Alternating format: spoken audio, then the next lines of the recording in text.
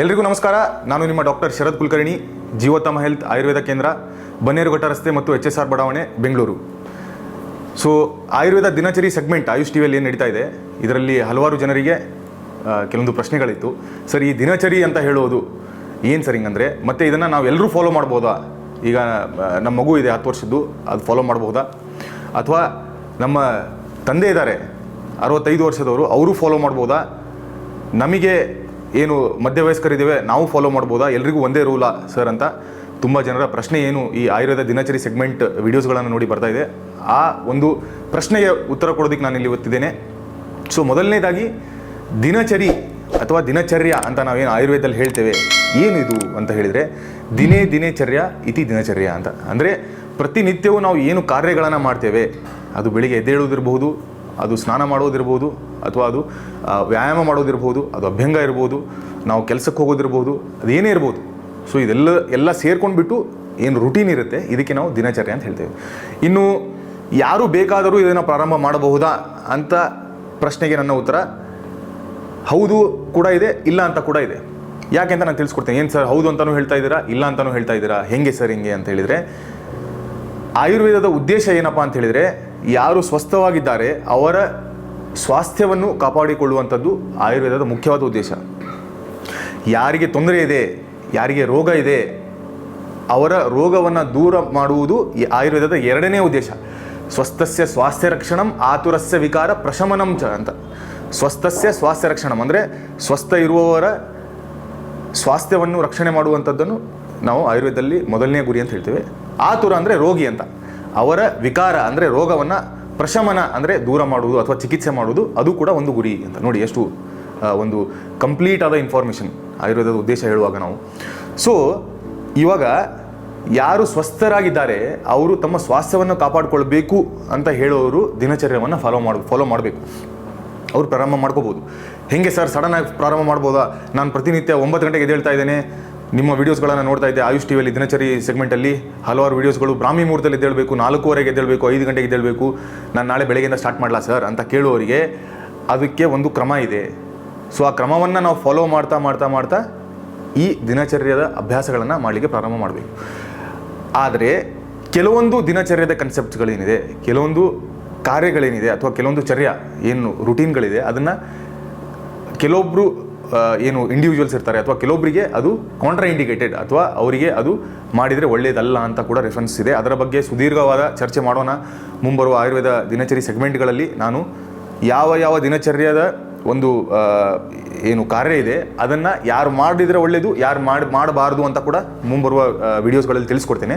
ಇವತ್ತು ಸಂಕ್ಷಿಪ್ತವಾಗಿ ಹೇಗೆ ಪ್ರಾರಂಭ ಮಾಡಬೇಕು ಮತ್ತು ಕೆಲವೊಂದು ಯಾವುದೆಲ್ಲ ಪ್ರಾರಂಭ ಮಾಡಬಾರ್ದು ಅಂತ ಹೇಳ್ತೇನೆ. ಉದಾಹರಣೆಗೆ ಬ್ರಾಹ್ಮಿ ಮುಹೂರ್ತದ ಬಗ್ಗೆ ಮಾತಾಡ್ತಾ ಇದ್ದೆ ನಾನು. ಬೆಳಗ್ಗೆ 4:15ಗೆ ಎದ್ದೇಳಬೇಕು ಸರ್, 5 ಗಂಟೆಗೆ ಎದ್ದೇಳಬೇಕು. ತುಂಬ ಜನರಿಗೆ ಬೆಡ್ ರಿಡನ್ ಇರ್ತಾರೆ, ಅಥವಾ ಹಲವಾರು ರೋಗಗಳಿರುತ್ತೆ, ರೋಗಗಳ ಸಮೂಹ ಕಾಡ್ತಾ ಇರುತ್ತೆ. ಸೊ ಅಂಥವರಿಗೆ ಈ ಬ್ರಾಹ್ಮಿ ಮುಹೂರ್ತದ ಕನ್ಸೆಪ್ಟು ಅಪ್ಲಿಕೇಬಲ್ ಆಗಲ್ಲ. ಅವರು ಬೆಳಿಗ್ಗೆ ಲೇಟಾಗಿ ಎದ್ದೇಳಬಹುದು, ತೊಂದರೆ ಇಲ್ಲ. ಚಿಕ್ಕ ಮಕ್ಕಳಿರ್ತಾರೆ. ಸೊ ಚಿಕ್ಕ ಮಕ್ಕಳು ಎಲ್ಲಿ ಕಫದ ಪ್ರಾದುರ್ಭಾವ ಜಾಸ್ತಿ ಇರುತ್ತೆ, ಅಲ್ಲಿ ಅವರು ಜಾಸ್ತಿ ನಿದ್ರೆ ಮಾಡೋದು ಒಳ್ಳೆಯದು. ಸೊ ಅವರು ಪರವಾಗಿಲ್ಲ, 4:15 ಕನ್ಸೆಪ್ಟು 5 ಗಂಟೆ ಕನ್ಸೆಪ್ಟನ್ನು ಅವರು 6 ಗಂಟೆ 6:30ವರೆಗೂ ಮಾಡ್ಬೋದು. ಯಾರಿಗೆ ತುಂಬ ರೋಗ ರುಜಿನಗಳಿದೆ ಅವರು 8 ಗಂಟೆ 7 ಗಂಟೆವರೆಗೂ ಎದ್ದೇಳ್ತಾರೆ ಒಂದೊಂದು ಸರಿ. ಸೊ ಅದು ತೊಂದರೆ ಇಲ್ಲ ಅಂತ ಕೂಡ ರೆಫರೆನ್ಸ್ಗಳಿದೆ. ಇದೊಂದು ಉದಾಹರಣೆ ಬರೀ ನಾನು ನೋಡಿ. ಬ್ರಾಹ್ಮಿ ಮುಹೂರ್ತದಲ್ಲಿ ಎದ್ದೇಳೋದಕ್ಕೆ ಯಾರೆಲ್ಲ ಯೋಗ್ಯರು ಮತ್ತು ಯಾರಿಗೆ ಇದೆಲ್ಲ ಮಾಡಲಿಕ್ಕೆ ಹೋಗಬಾರ್ದು ಅಂತ ನಾನು ನಿಮ್ಗೆ ತಿಳಿಸ್ಕೊಟ್ಟೆ. ಈ ರೀತಿ ಪ್ರಾರಂಭ ಮಾಡುವಾಗ ಕೂಡ ಕ್ರಮೇಣವಾಗಿ ಪ್ರಾರಂಭ ಮಾಡಬೇಕು. ತುಂಬ ಜನ ಆಲ್ಕೋಹಾಲು, ಸ್ಮೋಕಿಂಗು ಅಥವಾ ಈ ಡ್ರಗ್ಸ್ಗಳನ್ನು ತೊಗೊಳ್ತಾ ಇರ್ತಾರೆ, ಕ್ರಮೇಣವಾಗಿ ಬಿಡ್ತಾರೆ ನೋಡಿ. ಸೊ ಕ್ರಮೇಣವಾಗಿ ಬಿಟ್ಟರೆ ಅವ್ರಿಗೆ ಮತ್ತೆ ತಿರ್ಗಾ ಅಡಿಕ್ಷನ್ ಆಗಲ್ಲ ಅಂತ. ಅದೇ ರೀತಿ ಒಳ್ಳೆಯ ಅಭ್ಯಾಸಗಳನ್ನು ಕೂಡ ನಾವು ಕ್ರಮೇಣವಾಗಿ ಶುರು ಮಾಡಬೇಕು. ಸರ್ ನಾನು ಡೈಲಿ 9 ಗಂಟೆಗೆ ಎದ್ದೇಳ್ತಿದ್ದೇನೆ, ನಿಮ್ಮ ವಿಡಿಯೋ ನೋಡಿಬಿಟ್ಟು ನಾಳೆ 4:15ಗೆ ಎದ್ದೇಳ್ತೇನೆ ಅಂತ ಅವನೇನೋ 4:15ಗೆ ಎದ್ದ ಅಂತ ಹೇಳಿದರೆ ಇಡೀ ದಿವಸ ಅವ್ನು ನಿದ್ರೆ ಮಾಡ್ತಾನೆ ಆಮೇಲೆ.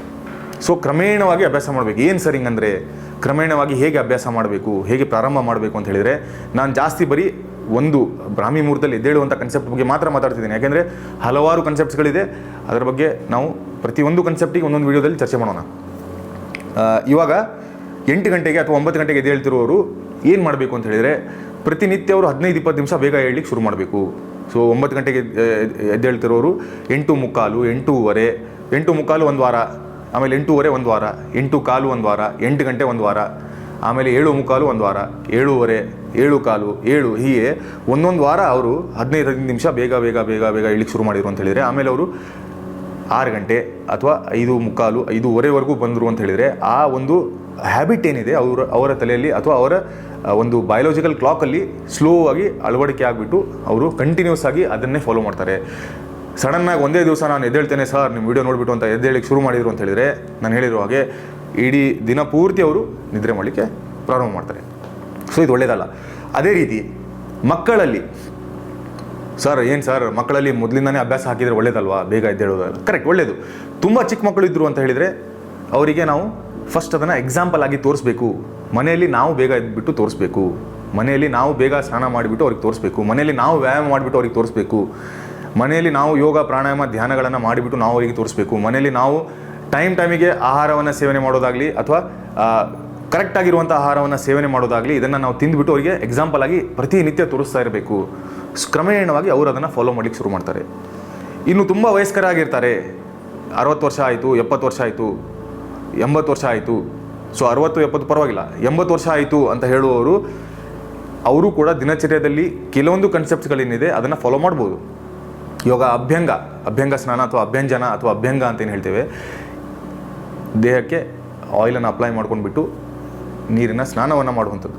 ಸೊ ಇದನ್ನು ಯೂಶ್ವಲಿ ಅವರು ಸ್ವಸ್ಥರಾಗಿದ್ದಾರೆ, ಏನು ತೊಂದರೆ ಇಲ್ಲ ಅವರಿಗೆ, ಅವರ ಜೀರ್ಣಶಕ್ತಿ ಚೆನ್ನಾಗಿದೆ, ಅವರಿಗೆ ವಾಂತಿ ಭೇದಿ ಏನು ತೊಂದರೆ ಇಲ್ಲ, ಜ್ವರ ಬಂದಿಲ್ಲ, ಶೀತ ಅಥವಾ ಕೆಮ್ಮು ಆಗಿಲ್ಲ ಅಂತ ಹೇಳಿದರೆ ಅವರು ಖಂಡಿತವಾಗ್ಲೂ ಇದನ್ನು ಮಾಡ್ಬೋದು, ಏನು ತೊಂದರೆ ಇಲ್ಲ. ಆದರೆ ಅವ್ರಿಗೇನೋ ಆಪ್ರೇಷನ್ ಆಗಿದೆ, ಏನೋ ತೊಂದರೆ ಆಗಿ ಅವ್ರು ಜಸ್ಟ್ ರಿಕವರ್ ಆಗ್ತಾ ಇದ್ದಾರೆ ಅಂಥ ಟೈಮಲ್ಲಿ ಇದನ್ನು ನಾವು ಸ್ವಲ್ಪ ದಿವಸ ಅವಾಯ್ಡ್ ಮಾಡ್ಬೋದು. ಸೊ ಈ ರೀತಿ ಕ್ರಮೇಣವಾಗಿ ದಿನಚರ್ಯೆ ಏನಿದೆ ಅದನ್ನು ನಾವು ಪ್ರಾರಂಭ ಮಾಡ್ಬೋದು. ಮತ್ತು ಫೀಮೇಲ್ ಇದ್ದಾರೆ ಸರ್, ಮೇಲ್ ಇದ್ದಾರೆ, ಇವರಲ್ಲಿ ಏನೋ ಡಿಫ್ರೆನ್ಸ್ ಇದೆ ಅಂತ ಹೇಳಿದರೆ, ನಾನು ಹೇಳಿರೋ ಹಾಗೆ ಕೆಲವೊಂದು ದಿನಚರ್ಯದ ಕನ್ಸೆಪ್ಟ್ಸ್ಗಳೇನಿದೆ ಕೆಲವೊಂದು ಅಪ್ಲಿಕೇಬಲ್ ಇರುತ್ತೆ. ಅದು ಯಾವುದ್ಯಾವುದು ಅಂತ ಕೂಡ ನಾನು ಎಕ್ಸ್ಪ್ಲೇನ್ ಮಾಡ್ತೀನಿ. ಇವತ್ತು ಬರೀ ನಾನು ಈ ಬ್ರಾಹ್ಮಿ ಮುಹೂರ್ತದ ಕನ್ಸೆಪ್ಟ್ ಬಗ್ಗೆ ಹೇಳ್ತಿದ್ದೆ ನಿಮಗೆ. ಸೊ ಮುಂಬರುವ ಸಂಚಿಕೆಗಳಲ್ಲಿ ಯಾವ ಕನ್ಸೆಪ್ಟಲ್ಲಿ ಯಾರು ಅದನ್ನು ಮಾಡಿದರೆ ಒಳ್ಳೆಯದು, ಯಾರು ಅದನ್ನು ಮಾಡದೇ ಇದ್ದರೆ ಒಳ್ಳೆಯದು ಅವರಿಗೆ ಅಂತ ಕೂಡ ನಾನು ತಿಳಿಸಿಕೊಡ್ತೇನೆ ಅಂತ ಹೇಳ್ತಾ ಇಂದಿನ ಈ ಸಂಚಿಕೆ ಮುಗಿಸ್ತಾ ಇದ್ದೇನೆ. ಮುಂದಿನ ಸಂಚಿಕೆಯಲ್ಲಿ ಮತ್ತೊಂದಿಷ್ಟು ಆಯುರ್ವೇದ ದಿನಚರಿ ಸೆಗ್ಮೆಂಟಿಗೆ ಸಂಬಂಧಪಟ್ಟಂಥ ವೀಡಿಯೋಸ್ಗಳನ್ನ ತೊಗೊಂಡು ಬಂದುಬಿಟ್ಟು ಮುಂದೆ ಬರ್ತೀನಿ ಆಯುಷ್ ಟಿವಿಯಲ್ಲಿ. ಅಲ್ಲಿವರೆಗೂ ಎಲ್ಲರೂ ನಗ್ತಾ ಇರಿ ಮತ್ತು ಸ್ವಸ್ಥರಾಗಿರಿ. ನಮಸ್ಕಾರ.